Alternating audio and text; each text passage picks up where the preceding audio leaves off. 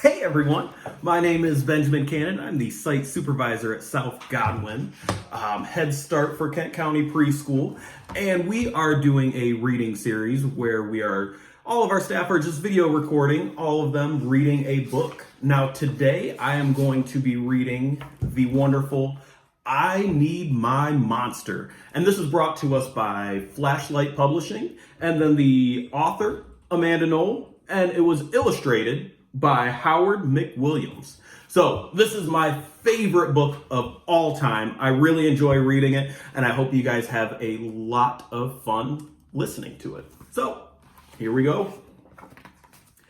Tonight, when I looked under my bed for my monster, I found this note instead. Gone fishing. Back in a week. Gabe. What? What was I gonna do? I needed my monster under my bed. How was I supposed to get to sleep if my monster was gone? I tried to get to sleep, but it just wasn't the same without Gabe. I missed his ragged breathing and his nose whistling, and the scraggling noise of his uncut claws. How would I ever get to sleep without Gabe's familiar scary noises or his spooky green ooze? It was no use. Gabe would be gone for a week, and I just had to have my monster. So I climbed out of bed very quietly so my parents wouldn't hear me, because, grown-ups have strange ideas about monsters living under their bed. What would they know? Am I right? I leaned over quietly and knocked on my floorboards, and then I scrambled back up into my bed, and I pulled the covers over, and I waited nervously. Would a new monster appear? What would he be like? Would his snorting be as cheerful as Gabe's? What do you guys think at home? Think a new monster is going to come? Only one way to find out. I heard some creaking under my bed, and that's when I knew a new monster had arrived. Good evening, said in a low, breathy voice. My name is Herbert, and I will be your monster this evening. What? Who is this? Herbert? Herbert? What kind of name is that for a monster? You don't sound scary at all. Have you even ever scared a kid before? Well, no, but I have read the best books on the topic. Do you even have, long teeth? What about scratchy claws? I asked. Well, no, but I do have a mean overbite, and I'm a bit of a mouth breather. Just take a listen.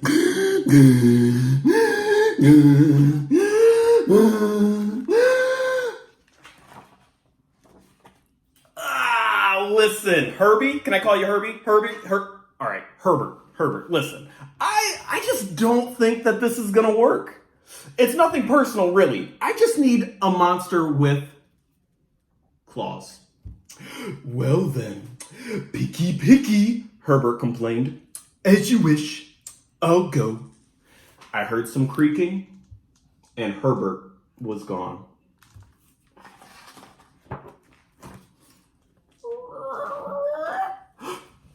Some scratching warned me that a second monster had appeared. Good evening, he said in a high, silky voice. My name's Ralph. I understand you need a monster with claws. If you would please lean over and I'll hold them out for inspection. I crouched to the edge of the bed, hoping to see a horribly shaggy arm with ragged, uncut claws.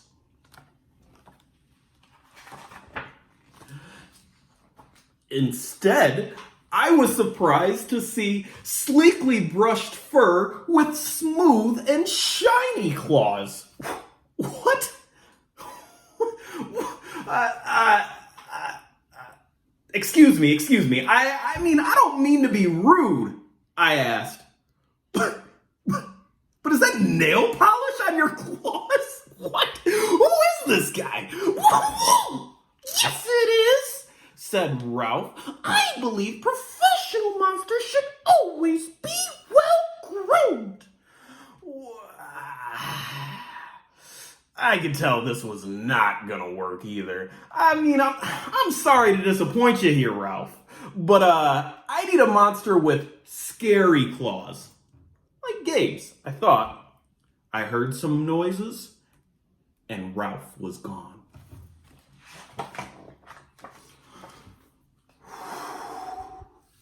A minute later, a third voice rasped from under the bed. Check out these claws, kid! I gathered the courage and peered over the edge of the bed to see.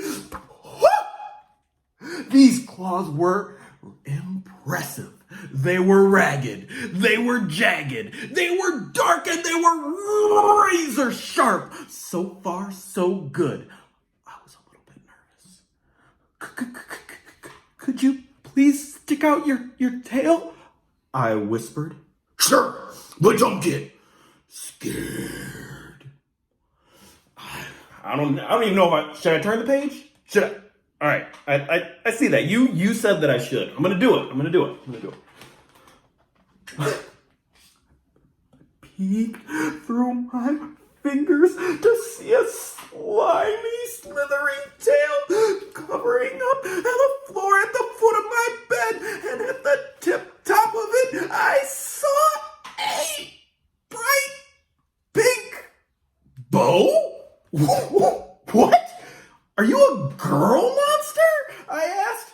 Of course I am, kid, Cynthia snapped. I'm Cynthia. Do you have a problem with that?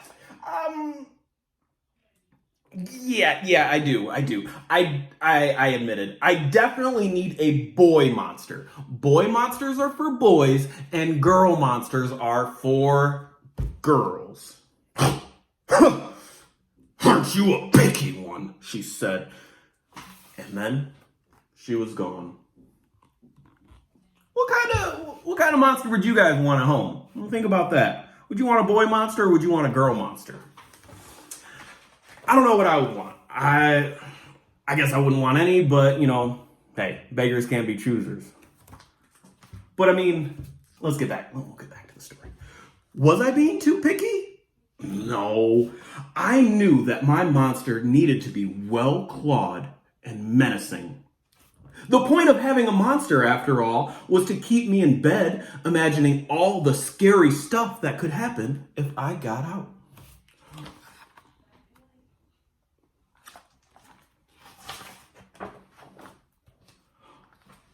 Then I heard some shuffling noises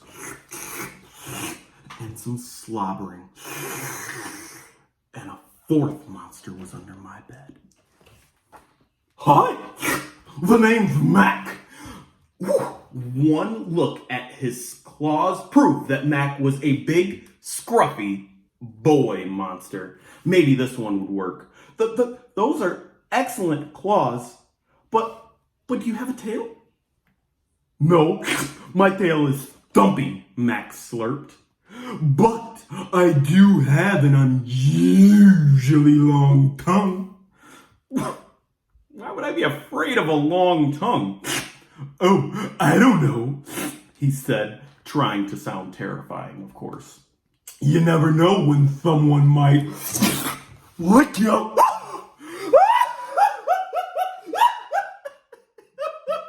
I fell back in my bed laughing. What? Who is this man? What is this Mac attack trying to do with licking people? Well, if you're not gonna even try to work with me, Mac whined. I held in my giggles. I really don't think you should send me away, he warned. Kids who reject 5 monsters in one night. Hey there, bud. I didn't reject 5 monsters tonight. My regular monster went fishing. Fishing, eh? Maybe he left because you were just so picky. But fine, whatever. I'm out of here. But I wouldn't expect another monster tonight if I were you. How would I get to sleep without my monster? Is he being picky? I don't know. That's for you to decide.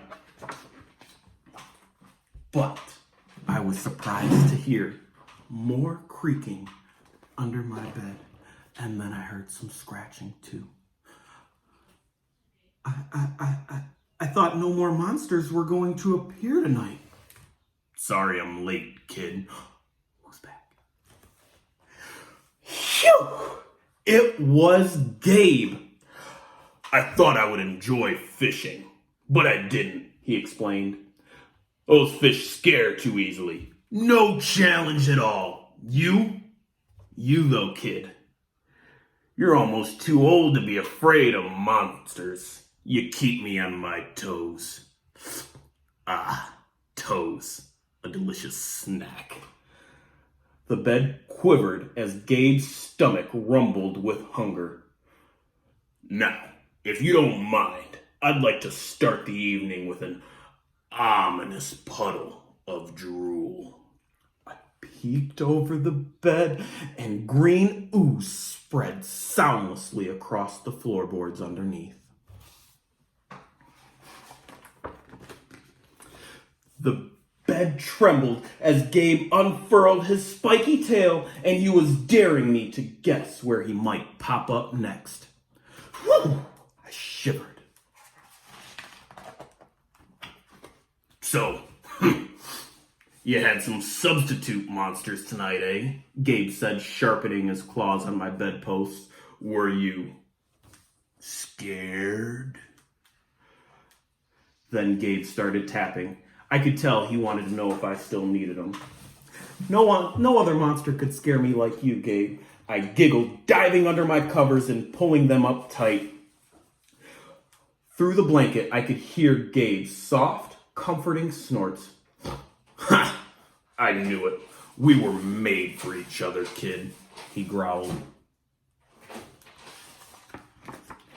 When my blanket started to slip off my bed, I knew Gabe was ready to eat.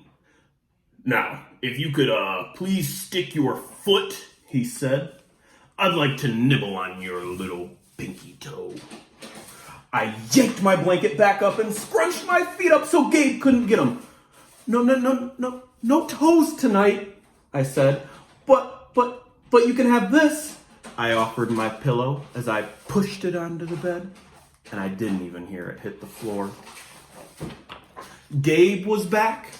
The ooze was perfect, and everything was back to normal.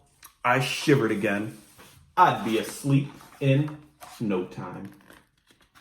The end.